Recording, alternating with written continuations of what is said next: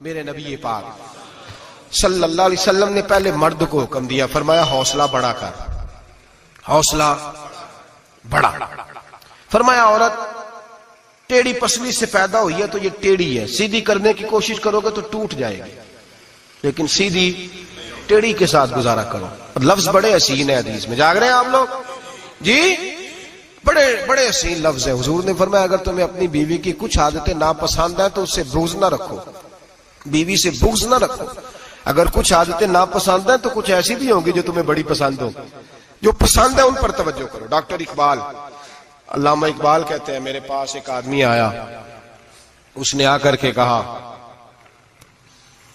کہ میں اپنی بیوی کو طلاق دینا چاہتا ہوں۔ پہلے اس نے مرضی کی شادی کی، میں بات شروع میں کہہ چکا ہوں، بچے نوجوان انہوں نے ایک سنت بڑی حفظ کر لی ہے، کہتے ہیں مولوی صاحب سنت ہے مرضی کی پسند کی شادی کرنا جائز ہے۔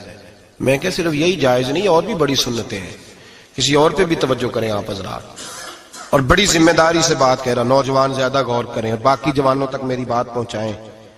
شادی بیاہ کے معاملے میں جذباتی پن کا کبھی مظاہرہ نہ کریں۔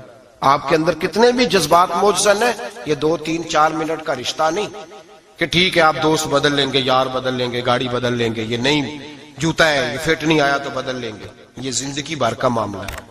اس میں بزرگوں کی، سیانوں کی اور حکمت والے لوگوں کی رائے لیں، اس کو سمجھیں، پرکھیں، پھر نکاح کا فیصلہ کریں۔ اس کو کبھی جذباتی نہ لینا زندگی میں۔ نوجوان جذباتی ہو کے معاشرے کا، میڈیا کا شکار ہو کے شادی کرتے ہیں، پھر اسی تیزی کے ساتھ وہ ان رشتوں کو توڑ دیتے۔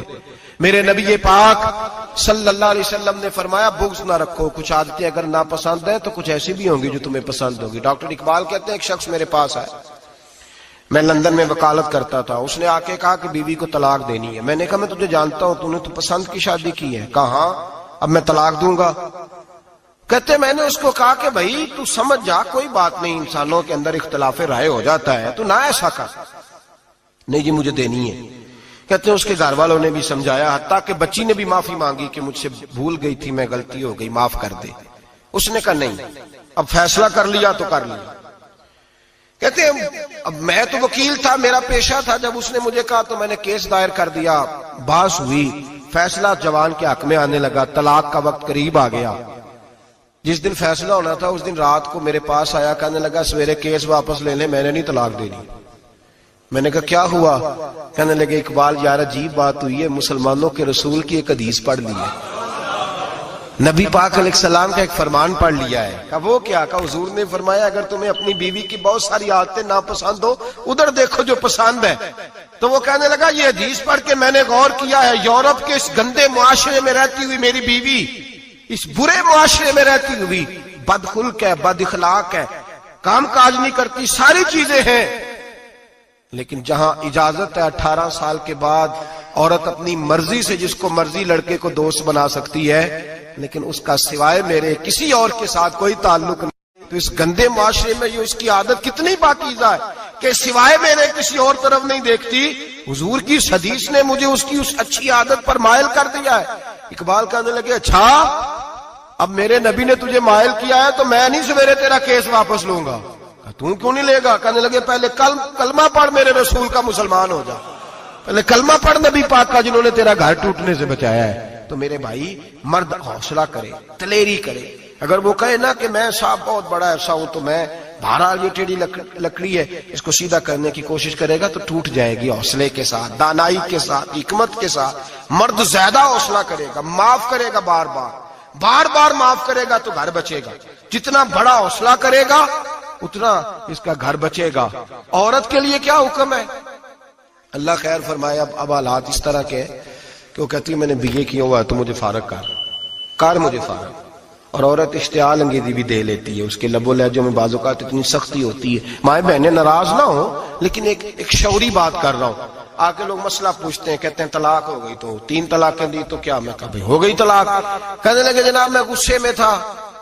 میں نے کہا طلاق تو خیر غصے میں ہی ہوتی ہے، لیکن مرد غصے میں طلاق دیتا ہے، غصے میں ہی دیتا ہے۔ لیکن ایک سوال میرے ذہن میں ہے، مرد کو غصہ کون دلاتا ہے؟ ایسے تو نہیں تھا نا کہ ریڑھی والے سے ٹکر ہوگی تو گھر آ کے بیوی کو طلاق دے دی، یہ تھوڑی ہوتا ہے۔ کہ باہر اس کی جو ہے وہ موٹر سائیکل کسی کے ساتھ ٹکرا گئی تو اس نے کہا مجھے غصہ چڑھ گیا تو میں گھر آ کے طلاق غصے میں ہوتی ہے، پر غصہ کون دلاتا ہے؟ وہ بات ایسی کرتی ہے، اتنی سخت بات کرتی ہے. ایک ہمارے بزرگ ہے شاہ صاحب، تو میرے پاس اپنے ایک عقیدت مند کا کیس لے کر کے آ گئے، مجھے آ کہنے لگے ان کی بات سنیں. میں نے کہا یار 6 بچے، اور آپ یقین کریں میری آنکھوں میں آنسو ان بچوں کو دیکھ، اتنے خوبصورت بچے. تو میں نے کہا کہ کیوں تو نے طلاق دی؟ کہنے لگا اس نے کوئی 1 دفعہ نہیں 100 دفعہ مانگی ہے. اور کل تو اس نے جملہ اس طرح کا، جب طلاق ہوئی تو اس دن اس نے جملہ اتنا سے، اس نے مجھے کہا اگر باپ کا ہے تو دے طلاق. اب لوگ بھی 100 کھڑے تھے تو میری غیرت کا مسئلہ بن گیا. تو اشتعال کون دلاتا ہے؟ اب سنیں ترمذی کی حدیث، میرے نبی کریم سید عالم صلی اللہ علیہ وسلم نے فرمایا 500 سال لگیں گے جنت میں جانے میں. اتنی دور بندہ ہوگا کہ 500 سال کا سفر ہے، اتنی پہلے جنت کی خوشبو آنے لگ جائے گی. ترمذی میں میرے نبی پاک نے فرمایا جس بی بی نے زندگی میں 1 مرتبہ بھی اپنے خاوند سے بغیر شرعی وجہ کے، شرعی وجہ کہ بد مذہب ہو گیا، بد عقیدہ ہو گیا، اس کے مزاج میں کردار میں گندگی آ گئی، بغیر وجہ شرعی کے